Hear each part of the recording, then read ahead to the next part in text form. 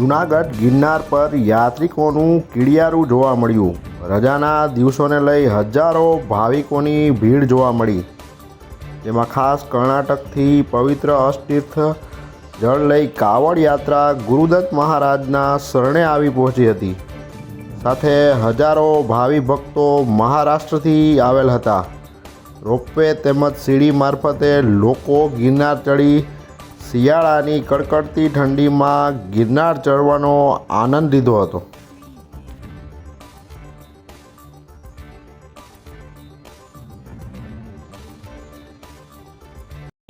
अलख निरंजन दत्त कावड परिक्रम यात्रा नवनाथ कथाकार नाथ भक्त हरेशजी गिरी महाराज आम्ही महाराष्ट्रामध्ये नवनाथ कथा करतो मराठी में।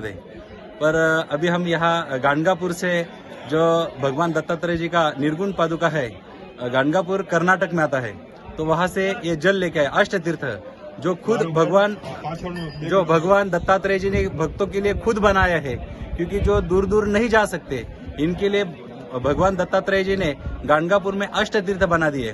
तो वो स्नान करने से मतलब पूरी दुनिया के अंदर जो भी तीर्थ है वो सबका स्नान वहाँ हो जाता है। तो उसी का जल लेके इसका अभिषेक करके हम 29/10/2023 को वहाँ से निकले हैं और दत्त जयंती के दिन इन्हीं जल से भगवान दत्तात्रेय जी का अभिषेक करना है। और यहाँ से वापस 28 तारीख को नई कावड़ लेके हम वापस माहूरगढ़ जाएंगे और माहूरगढ़ से वापस गाणगापुर जाएंगे।